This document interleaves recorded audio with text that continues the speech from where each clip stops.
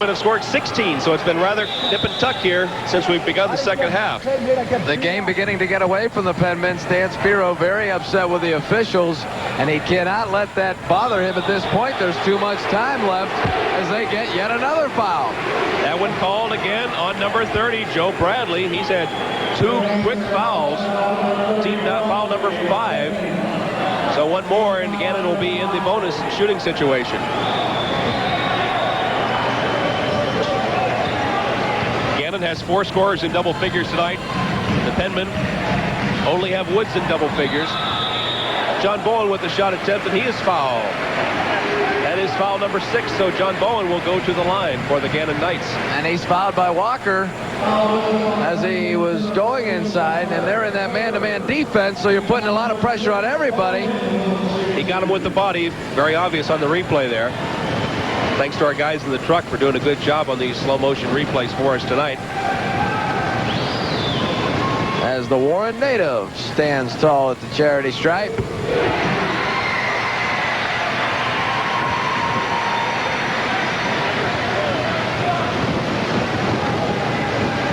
(63-53). Gannon by 10, looking at 11 if Bowen can connect. No good. Out of bounds, ball going to New Hampshire.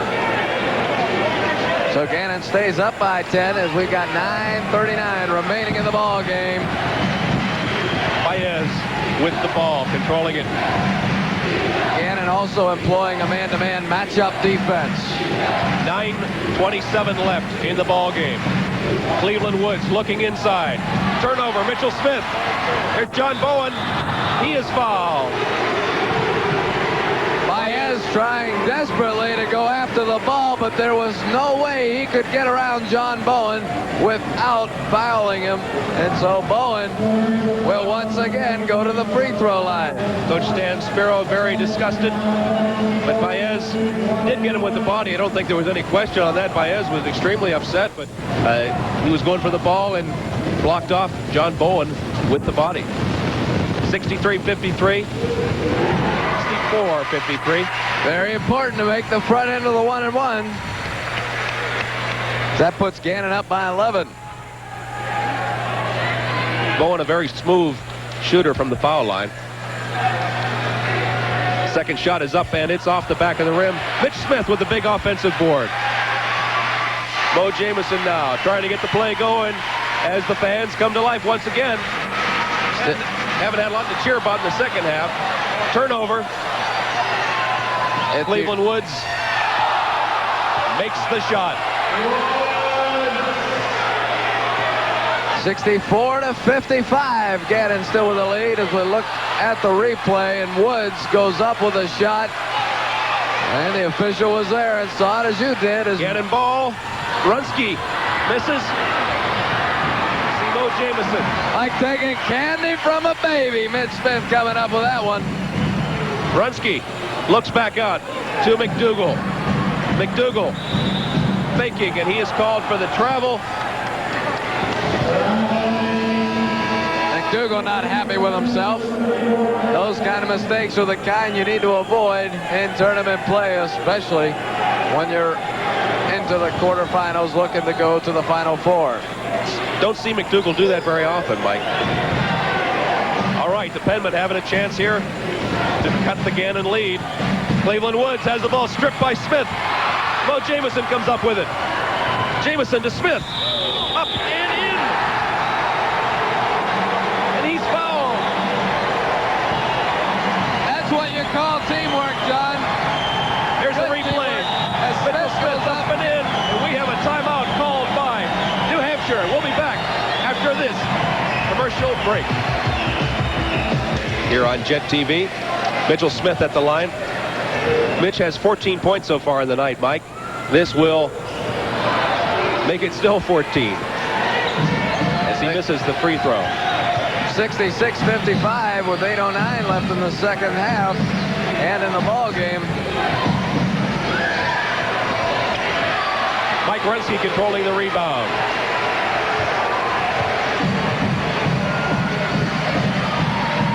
Mike McDougal now surveying the situation. Bad bounce pass, tried to get it into Bowen. Bowen scrambling for it, and it is off. Baez. That's a classic example of the crowd here at Gannon, welcoming him to the sideline to let him know that he didn't do too well on that play. And that has to affect you out on the floor with the Hammermill crowd here. That's one thing. They have seating here with folding chairs right up next to the court. And some of those fans at times are very vocal here at the Hammermill Center, and it does rattle the visitors. We've got a replay coming up here. You see the scramble for the ball. Bowen going head-to-head there with Bradley. Here comes the best part. Watch, there you go. Tell him all about it. Think he didn't know already? Well, he knows now. Gannon with an 11-point lead here. 7:46 left in the game. Mike Runsky to John Bowen. Bowen to Mitch Smith, who grabs the handle. Misses the shot. Bowen the board. Up and in. There's that left hand we talked about. He's opposite. He's the southpaw, and it makes a difference when they go up to block a right-handed shot, and he's shooting left-handed, and he gets two because of it right there. The ball retained by the Penmen here. They're in a bit of foul trouble now with a couple guys with 4 fouls. They're not quite as aggressive against Gannon, allowing the Knights to get some of that inside scoring they were lacking. Cleveland Woods. Bounce pass to Bradley. Up. Off the rim. No good. Mike Runsky. My goodness, he was at least a foot above the rim there, Mike. Great offensive bound for Runsky. Or defensive, excuse me, but way to get up and soar and not let them pick up on the offensive bound. John Bowen with Tom Chapman. Very emotional about this, and he is extremely pleased with the effort provided by Bowen. 70 to 55 our score.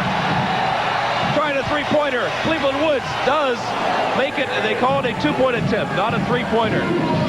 Stan Spiro wanted it to be a three-pointer, but it was not. Mo Jamison up to McDougal. They're really applying the pressure, trying to trap McDougal, and they'll get called for a foul. Mike McDougal is going to go to the line. I'll tell you, Mike, if New Hampshire stays down as they are with time running out, they're going to need to try some of these three-pointers. They haven't attempted any so far, and they're going to need to connect on some three-pointers to get back into this ball game. For three-pointers, look for them to go to Eddie Ithier.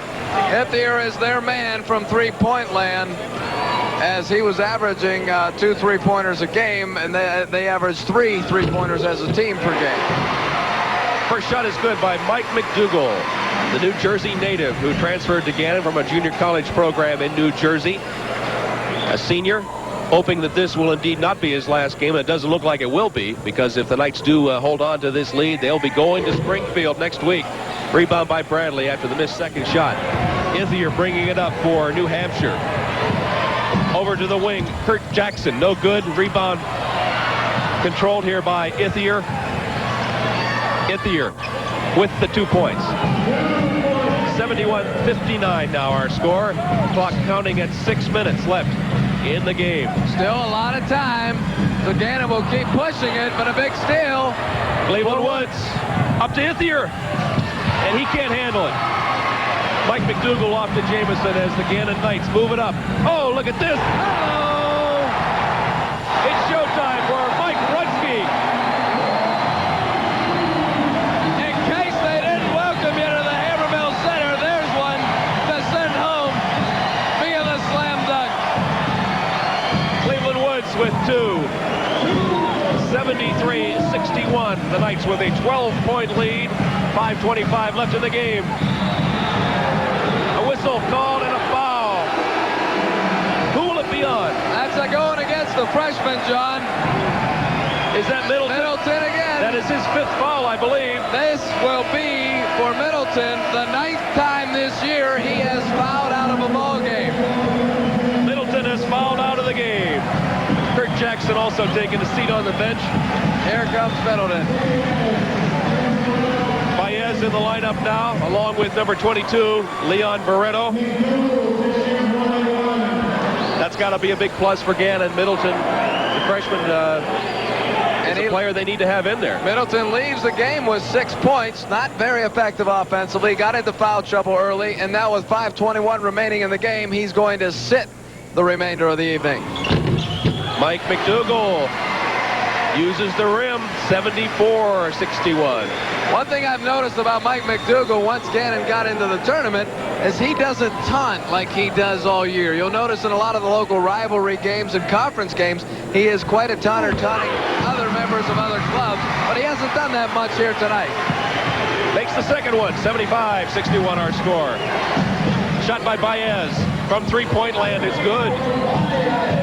75-64 the count. Still plenty of time on the clock with 5:10 remaining. With that three-point play. Bradley strips Bowen of the ball. Bowen wanted the call, didn't get it. A three-pointer by Baez. And just like that, they're back in this ball game, 75-67. One more three-pointer, and Gannon's got problems. They get it across, and there's some tough zone pressure. Foul is called on number 22, Leon Barreto, the sophomore, as David Morris will go to the charity stripe. Boy, 6 straight points there very quickly for the Penmen. With the score the way it is, New Hampshire will probably switch back into a zone defense and try and set it up, because with 4:49 left, there is still plenty of time left on the clock. Take a look at that. As there was a collision there. There was no need for that foul. Had they dropped back in a zone defense, they could have set it up and then come up with the turnover, possibly out of a 1-3-1 or a 3-2. First one is good. Coach Stan Sparrow to our left here, Mike, urging his team to, hey, look at the scoreboard, guys. You can't be fouling at this point of the game. 4:49 left on the clock. This crowd here at the Hammermill Center is ready to explode if and when Gannon comes up with the victory. And they go back up by 10 with that one. As Morris goes to the bench, Mike Runsky back in. Mike Runsky has a look of determination on his face as we see David Morris take a seat next to Coach Tom Chapman.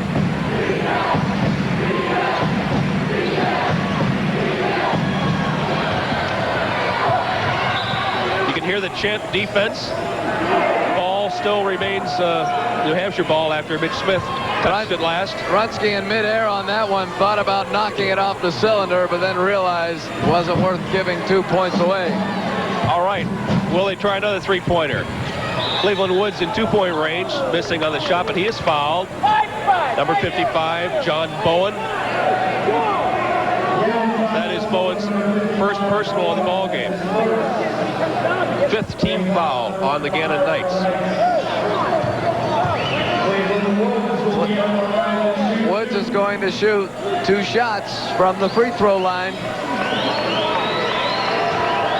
72% on the season from the free throw line. He's the all-conference player from that New England Conference, an All-American last year. Over 2,000 career points. He's the leading all-time scorer in New Hampshire history. Over 1,000 rebounds to boot. Second shot is no good. Mike Runsky controls it. Gets the ball out very calmly to Mike McDougal. Up to Mitch Smith.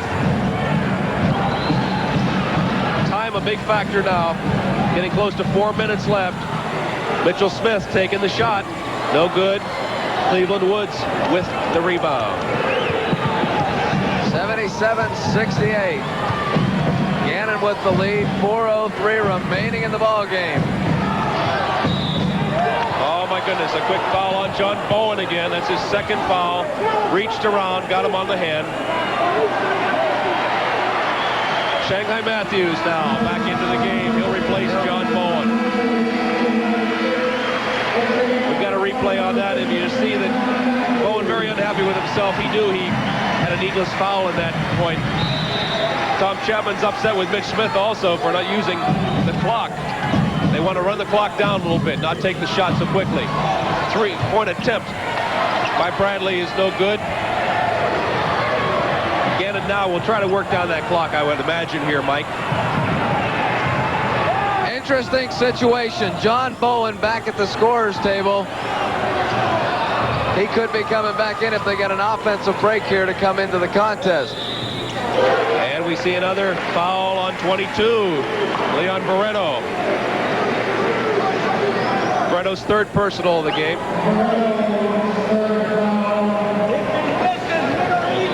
Let's take a look at the replay. Shanghai had his position. Barreto tried to muscle in there a little bit and was called right away. The officials have been calling a tight ball game. First one good by Shanghai. 78-68, 10-point Gannon lead now. 3:30 remaining in the game. Still a lot of time for New Hampshire.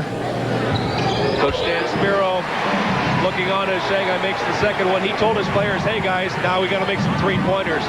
Let's see if they do go for the three. They run that three perimeter man offense.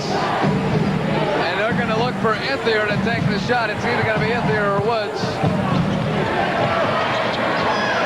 Woods, no good. Mike McDougal up. He's going to slow things down. Very alert play by Mike McDougal. Let him foul you. And the fans like what they see. Tom Chapman giving directions. McDougal, pop. Nothing but nylon for Mike McDougal. And that crowd loves it at the Hammermill. And so does Tom Chapman. Bradley dishes off to Woods, up and in. They call a timeout very quickly. And with the score, Gannon 81, New Hampshire 70. We'll take a timeout from the Hammermill Center. Back in a minute. And there's a foul called on New Hampshire, number 34. That is Kurt Jackson. You see the time remaining in the ball game at the lower portion of your screen. 2:23 left. Coach Tom Chapman making some more changes. He wants Shanghai back in. Also, we see Ithier coming into the lineup, replacing Kirk Jackson for the Penman. At this point in the game, John, you'll notice Shanghai Matthews and John Bowen interchange a lot. What they're doing is defensively, they want Shanghai in there. Offensively, they want John Bowen. And that's why the constant substitutions late in the game between these two. Mo Jamison taking his time. First shot is up, and it is no good. The Hammermill was too quiet for that one. Could have heard a pin drop there. Baez with the ball for the Penman. Bradley to Ithier, and the shot is up and good by Kurt Jackson. Kurt Jackson now with some defense as Runsky brings it up over to McDougal. Spinning move. Off the foot of Cleveland Woods. It'll be Gannon ball.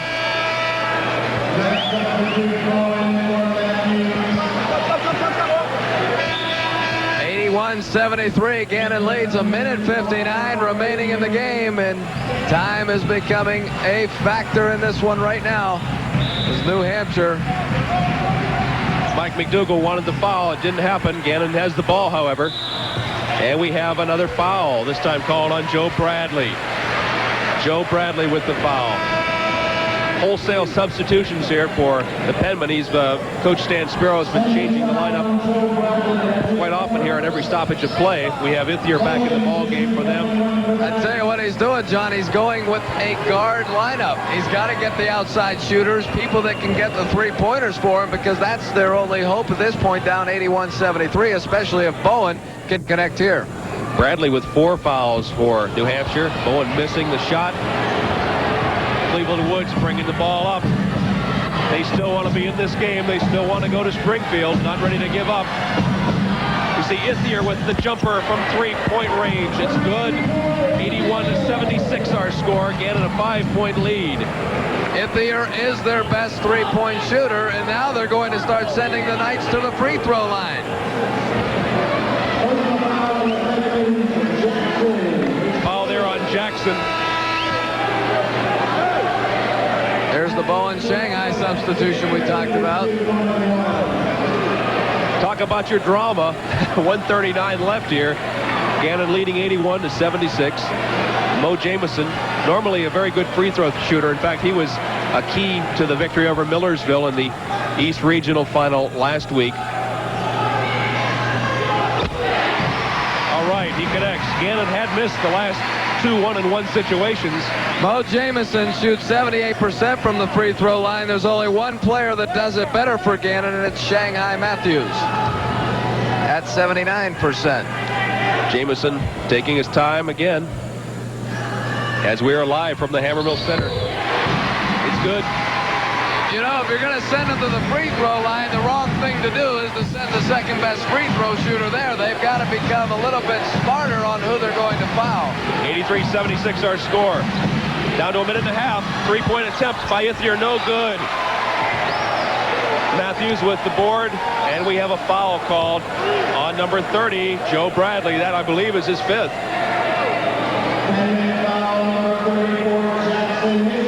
I'm sorry, it was on Jackson, 34. Jackson, that's his fourth personal foul. So now they have to be choosy about who does the fouling along with who they foul. And Mitch Smith is going to go to the free throw line. He shoots 70%. There you see this, the clock on your screen, 1:26 remaining. As Mitchell Smith, only a sophomore, makes the front end there. It's got to make Coach Chapman very pleased to know he has Mitch Smith back for 2 more years of eligibility with this ball club. He's the leading scorer on the season with an average of 15.8 points per game. Makes the second shot. There isn't a night on the floor who doesn't shoot over 70% from the free throw line. Woods is fouled here by Shanghai Matthews.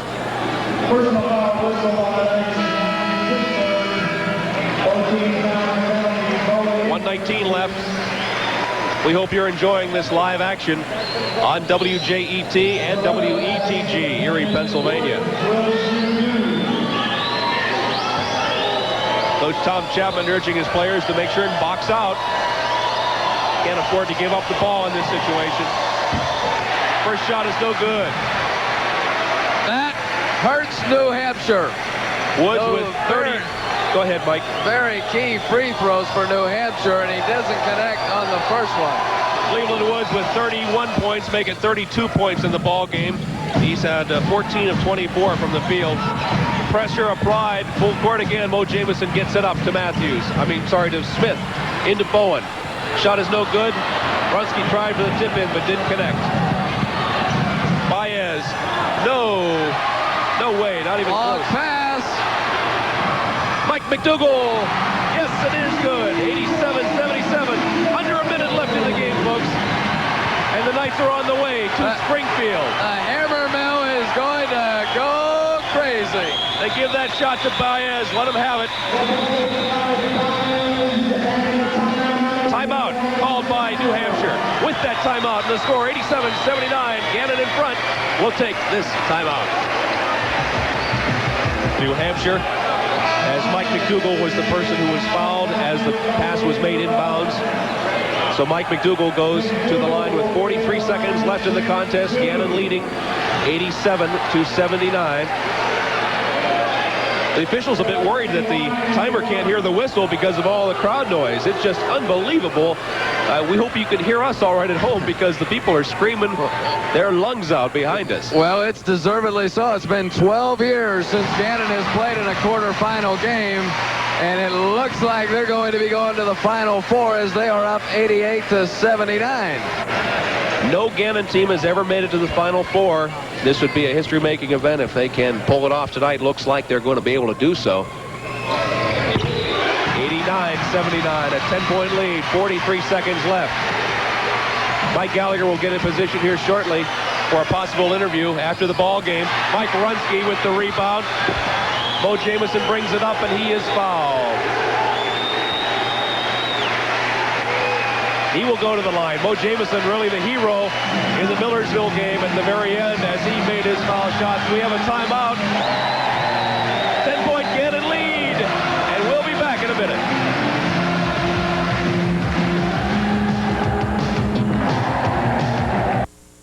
Or high blood pressure. We are back in the action. There was not a timeout there. We were a little confused. We thought a timeout was indeed called. The noise is unbelievable. It's hard to tell what's happening on the floor, to be quite honest with you folks. 90-79 the score. 91-79. Jamison making both shots. New Hampshire has no timeouts remaining. New Hampshire has used up all their timeouts. 30 seconds on the clock. The shot, long range, no good by Walker. Mitchell Smith, up. He is fouled. Went for the dunk, was held back by Darrell Walker. Walker is out of the game now. That's his 5th personal. As you see, he just holds on to Mitchell Smith. Says, hey, you're not going to make the slam this time, big fella. So Walker, the senior, is out of the game. You see on the clock there, 22 seconds remaining. Gannon with a 91-79 lead against the Penmen of New Hampshire College.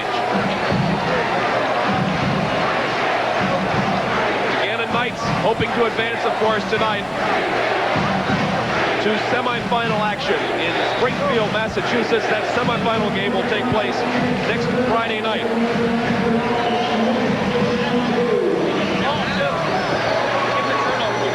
And the shot is good by Mitch Smith. 92-79 the score. This place is ready to explode. 93-79.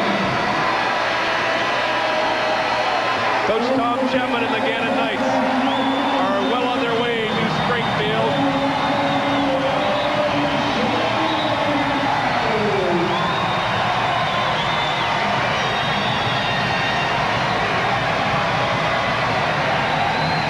Because of that 2-shot technical, Gannon gets the ball again. 22 seconds left. John Bowen's shot is no good as they take it down. Roland Shannonhouse in the game now, along with Rocco. Tom Chapman letting the bench into the ball game now. Bruce Martin in the ball game, number 31, along with Roland Shannonhouse, Jimmy Rocco, Mike Runsky, John Bowen. Shot up and good by Ithier, but it's elementary now. 5 seconds remaining. 4, 3, 2, 1. Gannon is in the Final Four.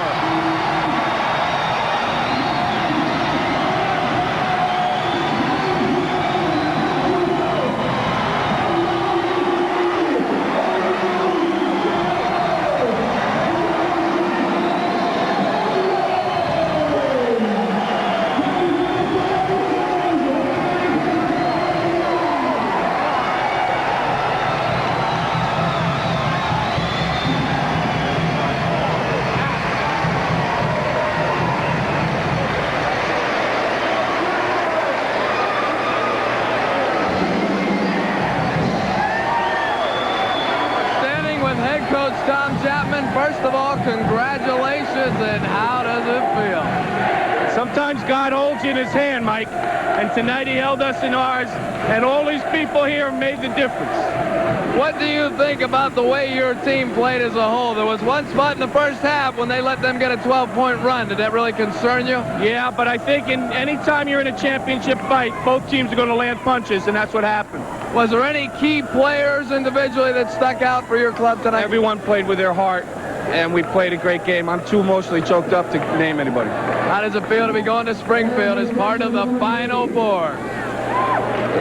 God's very good to us. Congratulations, Coach Tom Chapman, standing here live as the Knights are on their way to the Final Four. John? All right, Michael. Thank you very much. Hopefully, we'll be lining up a player interview also here as it's official now. 93-81, the final score as the Gannon Knights are victorious.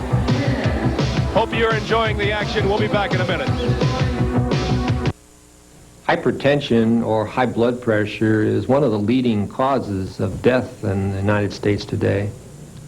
If you have high blood pressure, or if you're not sure, go see your physician. Find out, is your blood pressure elevated? If it is, follow the medications that he or she prescribes and do it faithfully. And do something for yourself. Watch your diet. Decrease your salt. Decrease your cholesterol. Get out and exercise. Walk each day. And above all, if you're a smoker, quit smoking.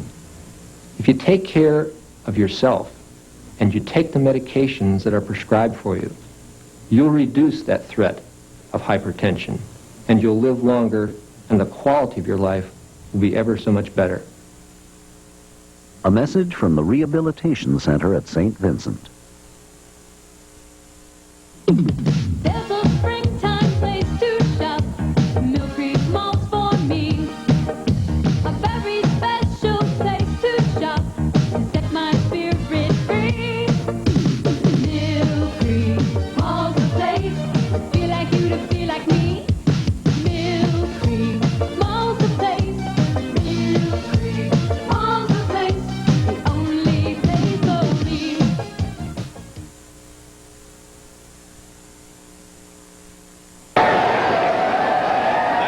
Says it all, ladies and gentlemen. On the way to Springfield, here's Mike Gallagher with Mitch Smith. Go ahead, Mike. Thank you, John. Mitch Smith standing here with me.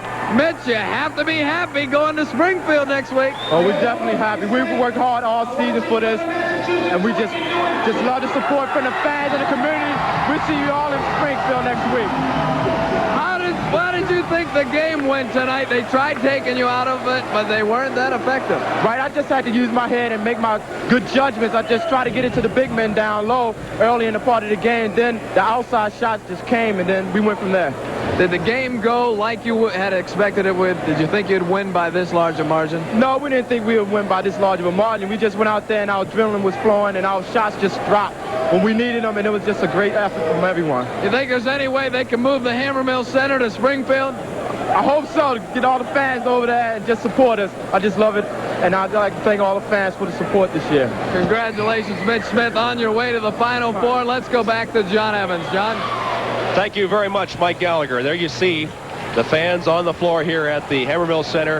A sold-out crowd tonight getting to see what they wanted to see as the Gannon Knights are on their way to the Final Four in Springfield, Massachusetts. That game will take place next Friday night in Springfield as they're in the Final Four. And we'll come back to wrap things up here from the emotionally drained Hammermill Center right after this brief timeout.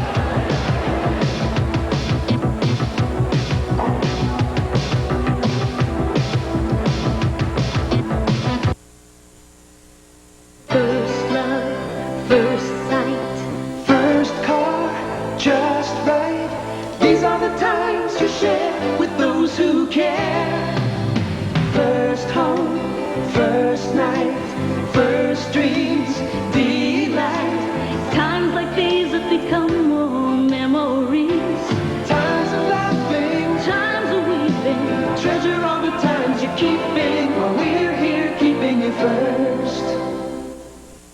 Double Lotto is 1 year old, and so far we've given away over $7,000 in cash, plus TV stereos and quick-fill gasoline fill-ups to over 250 winners. Now you can win too. All you've got to do is send us a postcard with your name, address, phone number, and 3-digit lucky number to Double Lotto, Jet TV, Erie, Pennsylvania, 16509.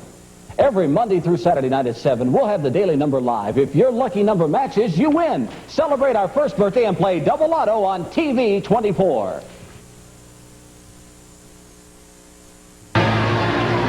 There you see the final score. Gannon 93, New Hampshire 81. The Knights on their way to the Final Four in Springfield. I've got my ticket, and hopefully we'll bring that game to you next week on Jet TV. Be looking for more details on that later in the week. John Evans and Mike Gallagher, thanking you for joining us tonight here on WJET and on Channel 66. Thanks for watching.